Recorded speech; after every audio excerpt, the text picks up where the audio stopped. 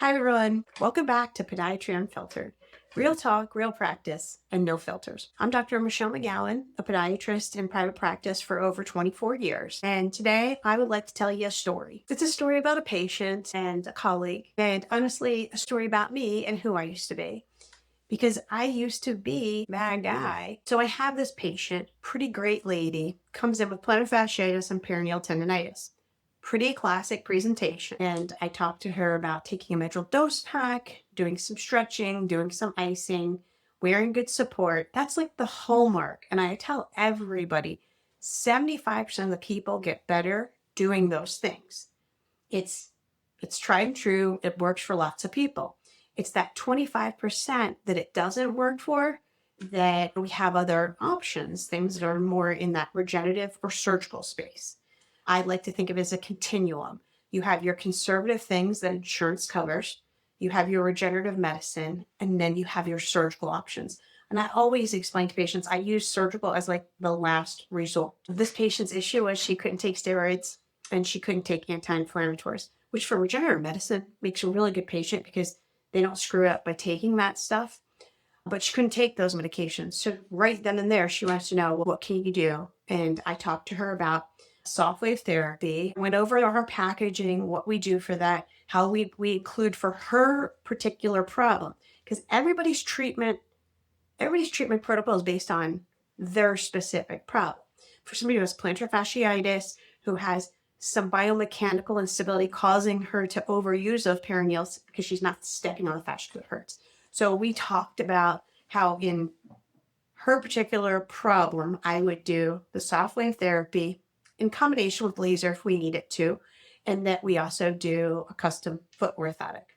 And I just went over that. That's all included in our packaging because we want to give our patients the best tools. In addition to, she still needs to stretch, she still needs to support it. All those things are really important. I explained that we've had pretty good results with that because patients always ask that. But here's where it gets interesting.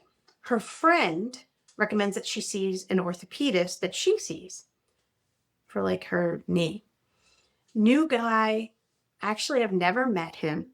And she goes to that appointment and then she calls afterward wanting to talk to me. So my staff gave me the message. And yesterday, when I was done seeing patients somewhere, I gave her a call around like noon, 12:30. So I get on the phone with her and she tells me what happened. She says that she went to see this orthopedic surgeon, which I said, I'm a huge fan of second opinions. I think second opinions are always good. It's what keeps doctors getting better. It keeps doctors honest. And she said that the first thing that happened is a resident came in, got all of her information, and then a couple minutes later, the resident leaves, comes back in, knock on the door. The orthopedic surgeon and the resident come in. She said the orthopedic surgeon spent exactly 2 minutes with her. He tells her she needs surgical repair of her peroneal tendons. Doesn't even talk about the plantar fasciitis. She mentions the SoftWave TRT treatment. She talks about the regenerative treatment options that we talked about. And I even gave her videos to watch about that technology. There's a 59-minute video on how Shockwave therapy came to be. It's really nerdy, but she watched it. But she said when she mentioned the SoftWave TRT treatment and the regenerative options that we talked about, she said he leaned in. In that 2 minutes, he took the time to lean in. And I want you to really hear this, especially if you're somebody doing something in the regenerative space, trying to keep your patient out of that surgical realm if they don't need it. And he leaned into her and he said, is it cash pay? And she said, yes. And he said, well, then I think you have your answer. 2 minutes, no examination worth really mentioning, and a dismissal of legitimate regenerative therapies because it was cash pay. Insurance doesn't cover this, so we can't do it for free. The machine cost a lot of money. But I wanted that to sit with you for a second. But here's the part where I have to be really honest with you. Because when she told me that story, I was frustrated at first, but my reaction was recognition. Because I used to be that guy, not an orthopedic surgeon. I'm a podiatrist, but I have repaired a lot of peroneal tendons over the last 24 years of being in private practice. I know that surgery works really well. I've seen it work. And I still believe it has a place. I do not believe it is a place as a first line of therapy. So that's why, again, we talked about the regenerative options on that first visit, because she didn't have the ability to take the non-steroidals or the measurable dose pack. Now, I know that surgery works. I've seen it work, and I still believe it has a place, because not everybody's going to get 100% better or have fantastic results with everything you do.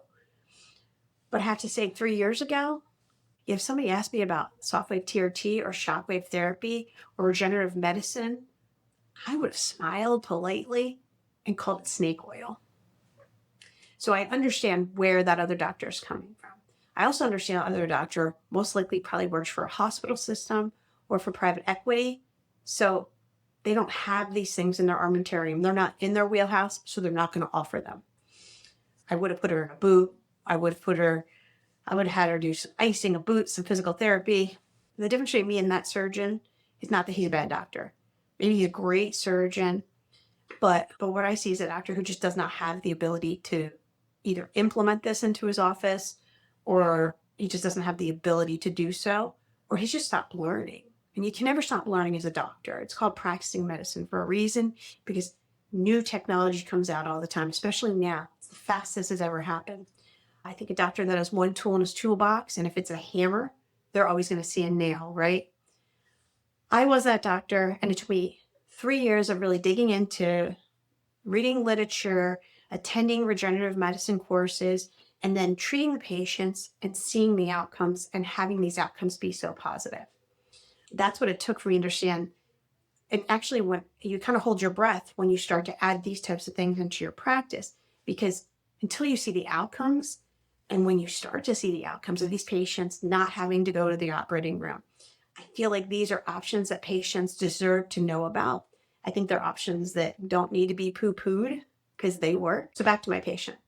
I got on the phone with her. No office visit, I didn't charge her anything. It took me about 15 minutes to talk to her because she wanted to explain everything. She felt bad for seeing another doctor. I said, I love when patients get second opinions. I've told her I've performed peroneal tendon repairs in the past, and it works.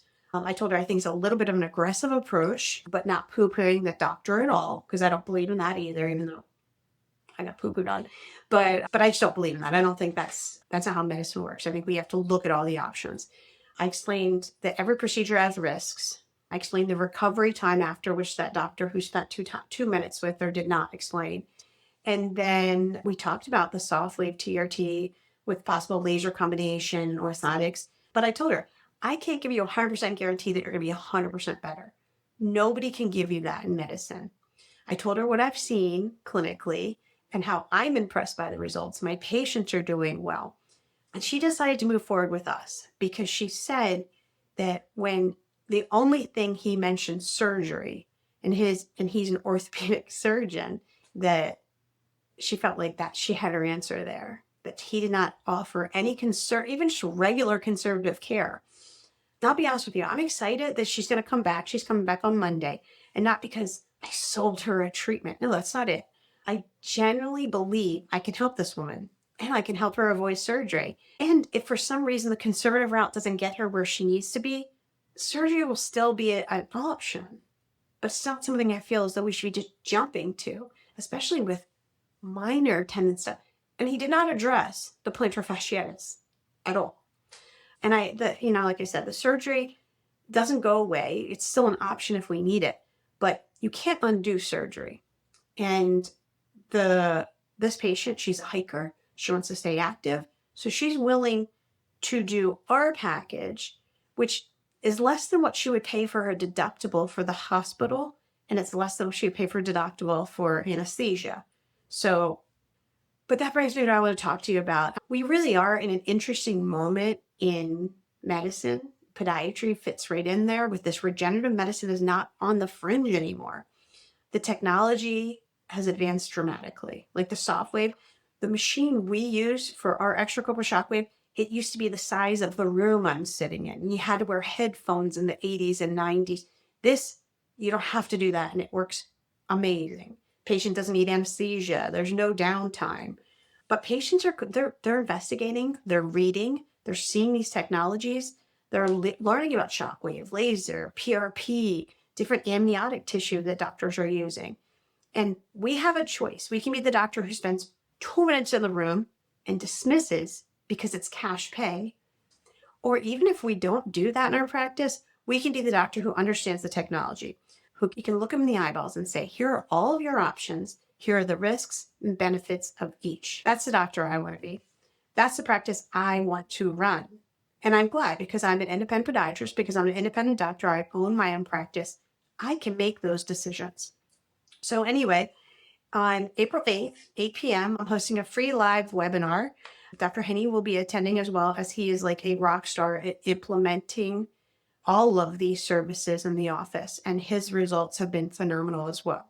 We're going to go and we're going to dive deep a little bit in, because the first time I ever went to a conference and I saw a SoftWave machine, I didn't know what it was. I said this before, I just looked away because I didn't want to make eye contact with the rep.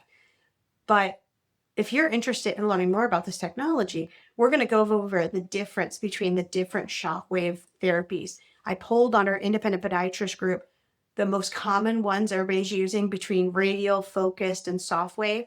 We're just two practicing podiatrists, and we're going to break down the differences between all of these types of technologies.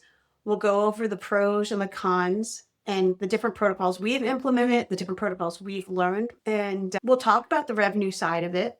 We'll just talk about all of it, because you deserve to have all the tools in your toolbox. Your patients deserve a doctor who knows the difference. And even if you don't provide these services in your office, referring it out to people who do, and you can judge from their outcomes, and they'd be like, oh, I knew that didn't work. Or you could say, oh, wow, maybe I should get this in there. This is what I want to see. If you're interested in doing that webinar, it's April 8th at 8 p.m. And it's free. It's just two dudes who have been doing it. I just want to share that technology with you. So that's it for today. If this episode resonated with you, share it with a colleague, because I guarantee there's doctors out there right now who are where I was 3 years ago. And if we can help you learn a little bit more, that's great.